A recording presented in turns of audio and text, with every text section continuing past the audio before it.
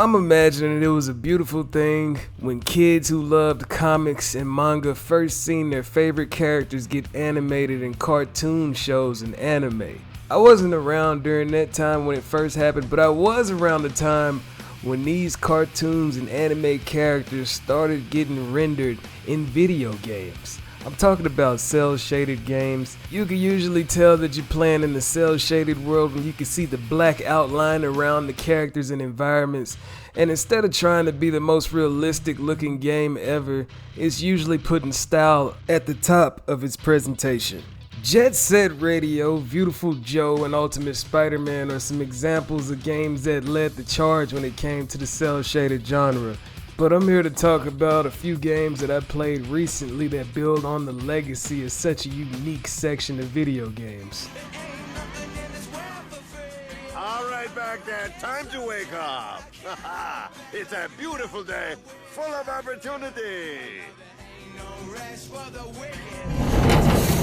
Imagine this, you got Tony Hawk's Pro Skater with tricks, levels that look like obstacle courses, and you got challenges throughout every level. And then you mix that with Max Payne, we got gunplay, gun variety, and of course we got slow motion. This is Rollerdrome, released in 2022 and made by Roll7. It is a beautiful game. As you can see in the cinematic trailer, you'll be pulling off all types of trick shots, slaying all types of dudes wearing generic costumes, and then you'll be going through levels slaying things that get more dangerous and more complicated as you go along. You come with a variety of enemies. You're going to be doing the paper, rock, scissors method, using all of your different weapons to find the weaknesses to exploit so you can slay and build that score up.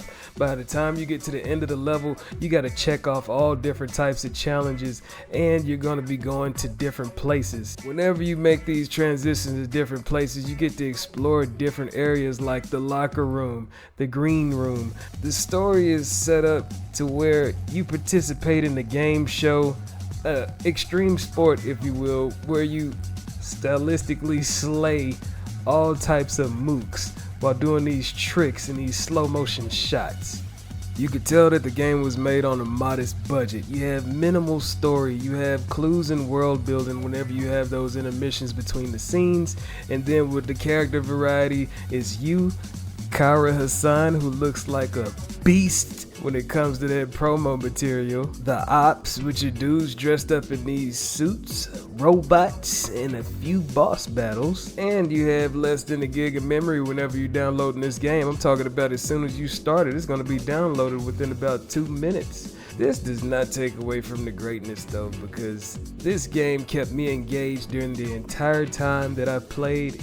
With these gameplay styles blended together, you'll see such a unique skill set after playing this game for a few hours. I bet that if you go look up some videos of people playing this at a high level, you'll see them pulling off all types of amazing tricks and skill shots that you couldn't even think were possible. And if you're willing to look around and investigate the lore whenever you're in those intermissions, there's so much potential for more, and I would love to see what this studio would do with a bigger budget in the future.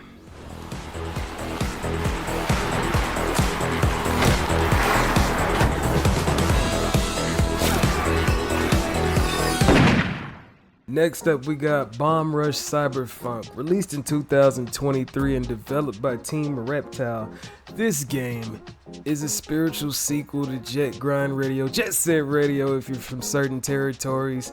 We're talking about the soundtrack, the gameplay style, the fact that you start off as a dude joining up with a group of people and you're going to be going against other groups, you're going to be getting chased down by the authorities, and you're going to be doing tricks leading you to places where you're going to be spraying graffiti so you can claim territories all over a city.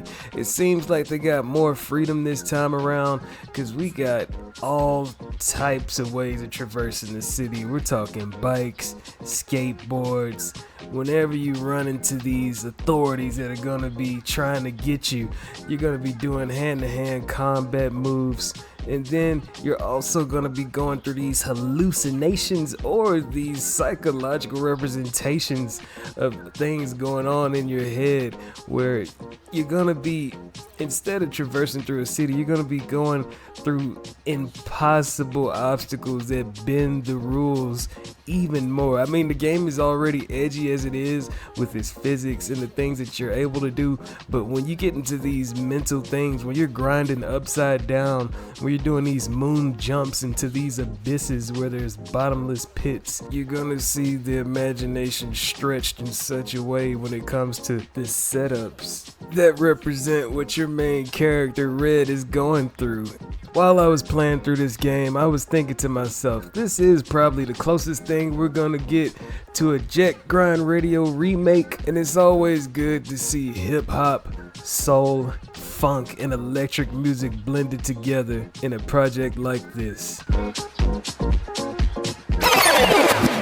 Subscribe, motherfucker. Alright now, take the rhythmic gameplay from Guitar Hero, you know, the songs get more intense, the bass starts beating a little harder, you start hearing all types of electronic sounds, you have superpower modes if you keep your momentum going, and let's blend that with Devil May Cry. We're talking crowd controlled combat, stylish moves that you use, the more dynamic you choose to make it, and the better you perform, the more rewards you get, the better your score.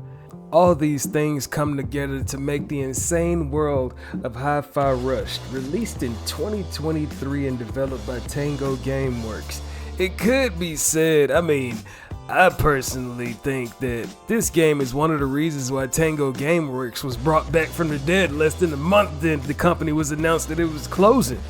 You're running around as the main character, Chai. He gets into an accident that gives him supernatural abilities.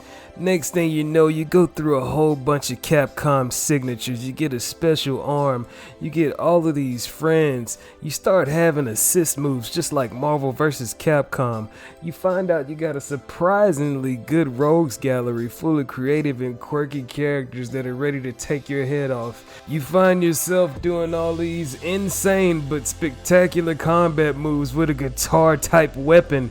The environment is dancing around like some type of Disney movie or somebody's on acid.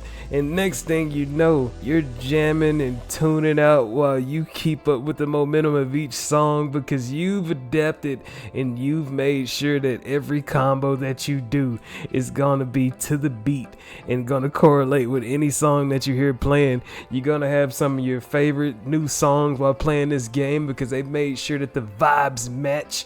You're gonna be rocking out, you're gonna be raving, you're gonna be beating through warehouses, cityscapes, mansions, all types of, you're gonna fight boss battles at concerts while you're playing this game. It definitely sets the mood and plays it all the way up to 11, making this game one of the most unique experiences that you can find. There we have it. If you like the vibes, go ahead and like and subscribe. I know that there's many more cel-shaded games out there. If you have any suggestions for me, feel free to leave them in the comments. Feel free to just tell me about some of the cel-shaded games that you like in the comments. But yeah, man, y'all make sure y'all be safe out there. I'm gonna catch y'all on the next video. That's just me showing how these 2020s also gave us a dose of cel-shaded greatness. It's not responding.